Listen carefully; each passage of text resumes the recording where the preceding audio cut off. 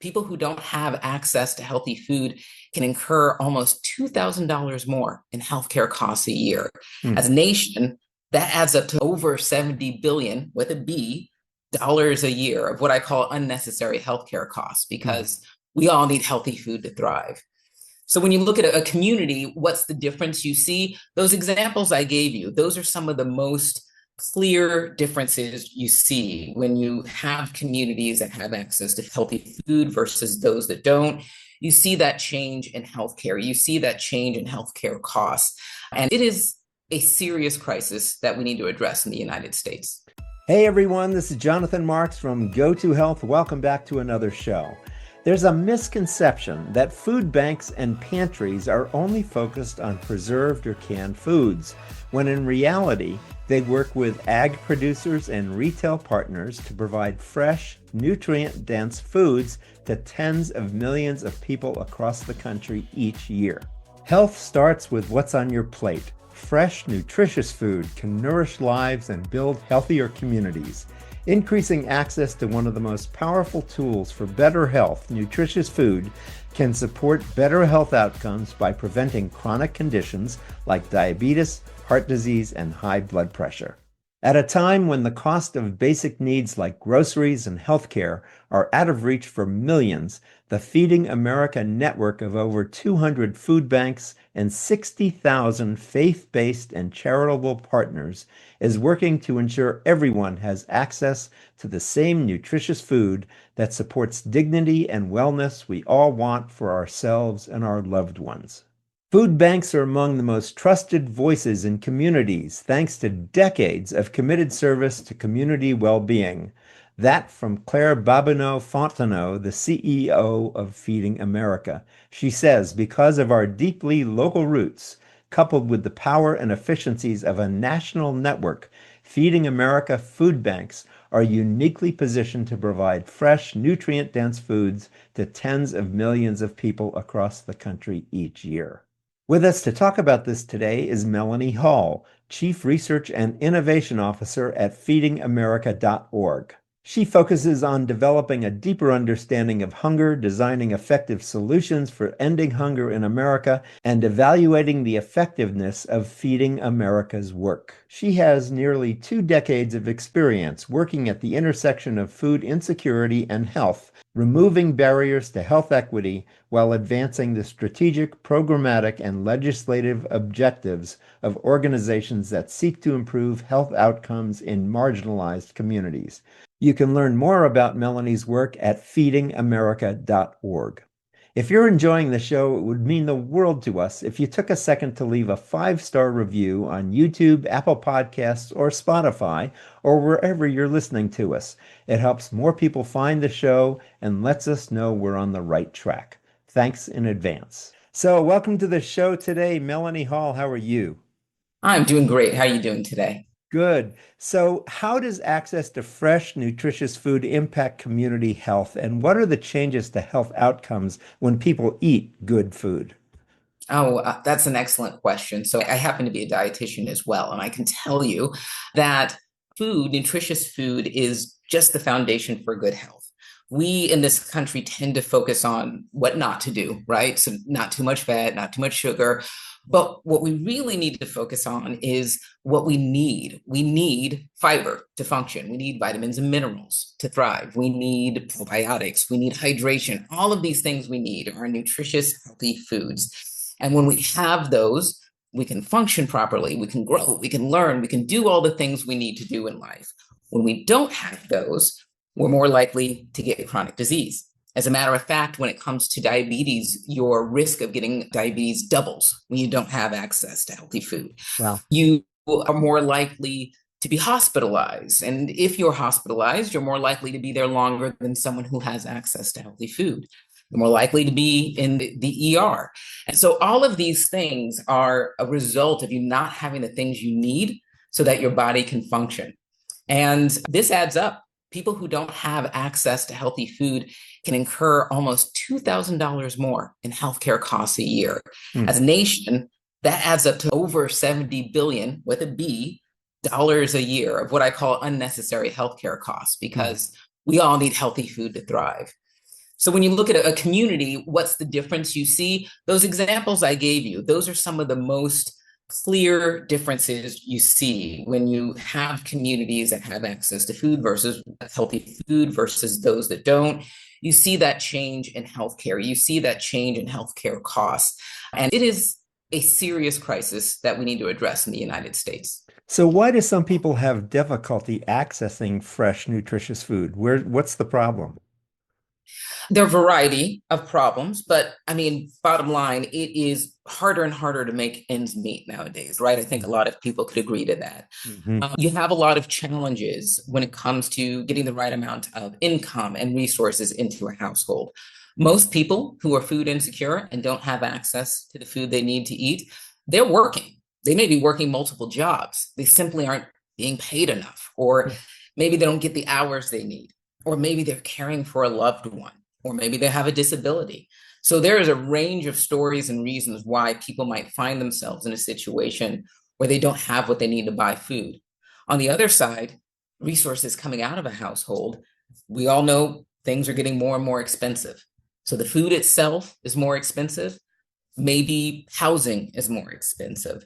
We have over 47 million people in America who sometimes have to ask themselves, am I going to eat or am I going to pay the electricity? Am I going to eat or am I going to buy my medication? And so those are the challenges, resources coming into a house, resources going out of a house, and it just not adding up to be able to get access to healthy food. I know many people are familiar with food banks, but I don't think very many people are familiar with Feeding America. Tell us about your organization, what you folks do. Absolutely.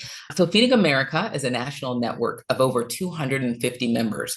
Those members could be food banks, they could also be co ops and partner state associations. And those members provide food as well as a combination of other resources like funding, training, nutrition education resources, technology solutions, policy advocacy support. And they provide this food and these resources to over 60,000 organizations and programs Wow. throughout the United States that reach every county, borough, and parish in this nation. Incredible. That's amazing.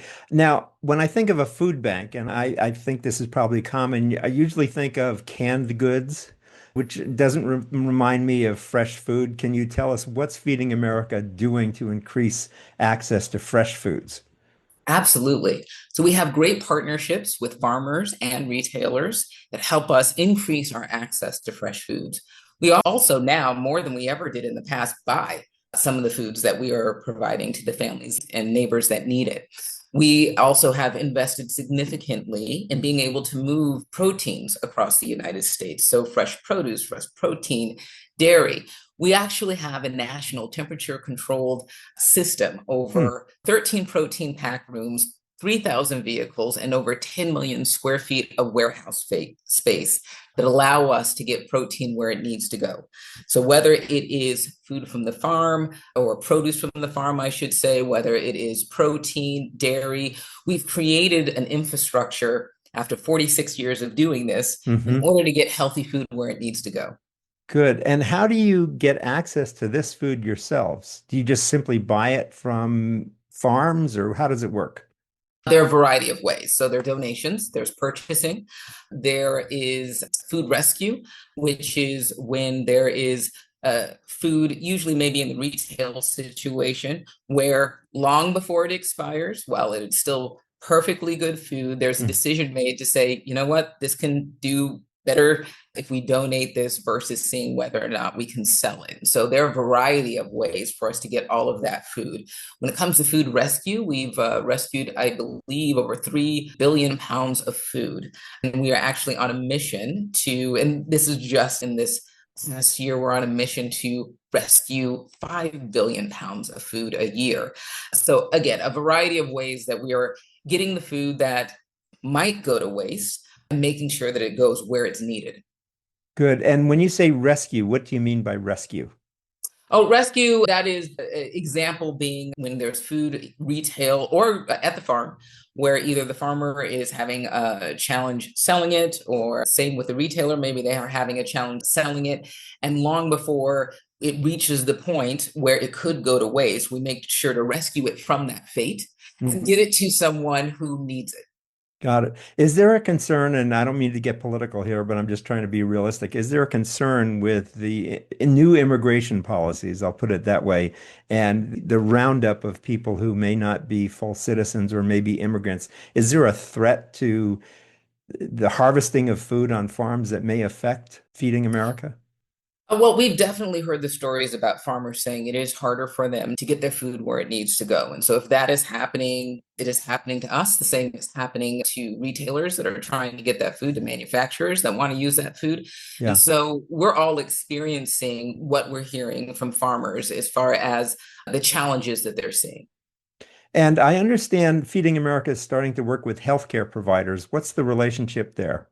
Absolutely. We are really excited about that. Now, we've been doing this for a while in pockets across the United States, and we're now really providing the resources needed for our members and our partners and their healthcare partners to accelerate the work in this space. You may have heard it referred to as food as medicine, and we refer to it as food and health. But either way, you have a healthcare professional, could be a doctor, PA, nutritionist, dietitian, a nurse, and during your clinic visit, they might know that there's something that requires you to get better access to healthy food. So maybe you are treating a chronic disease.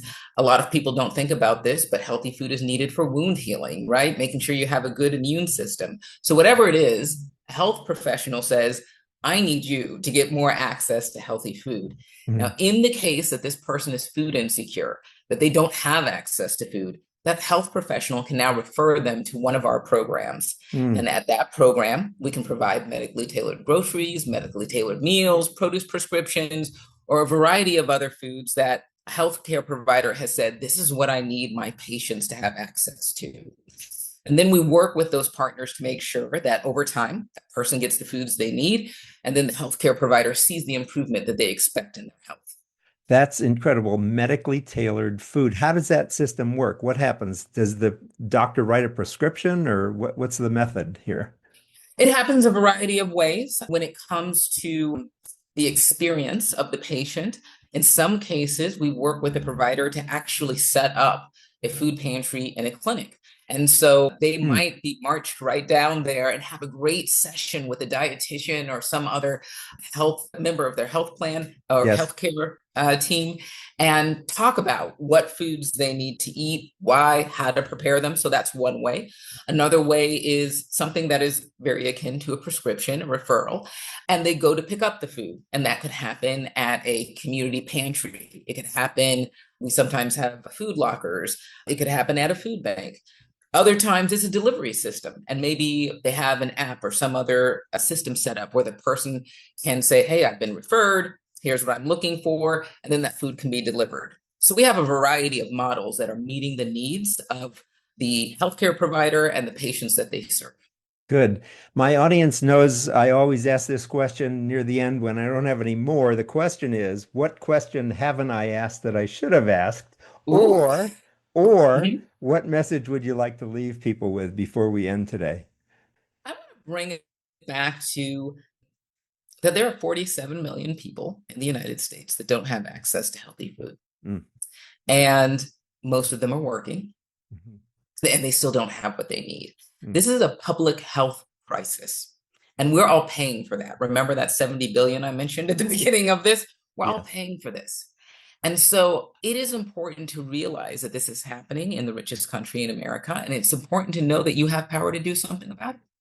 So go to feedingamerica.org, learn about what food banks are in your area. How can you partner with them? How can you help?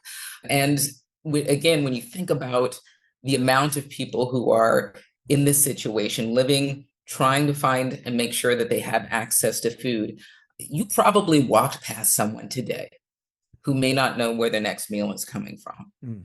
And when we think about that, when we think about things like food is medicine, that person isn't always going to say that that's what they're living with.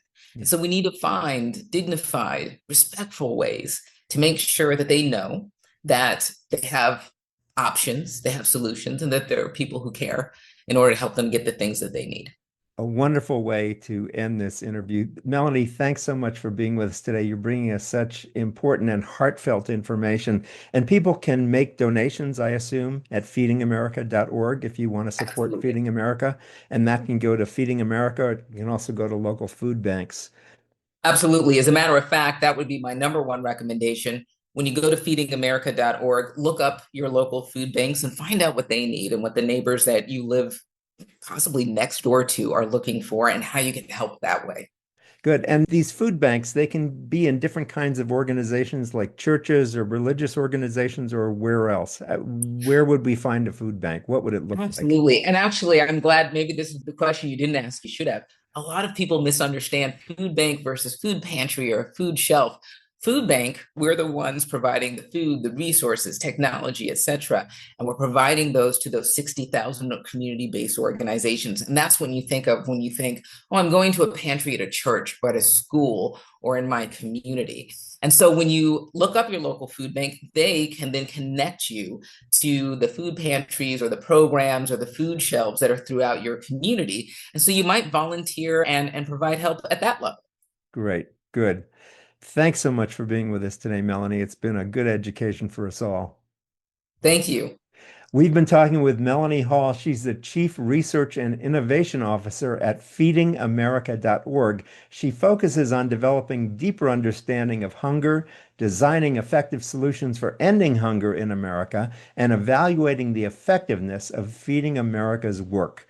feedingamerica.org. We want to keep bringing you the stories that you enjoy. Help us out, please, by leaving us a 5-star review on YouTube, Apple Podcasts, Spotify, or wherever you listen to us.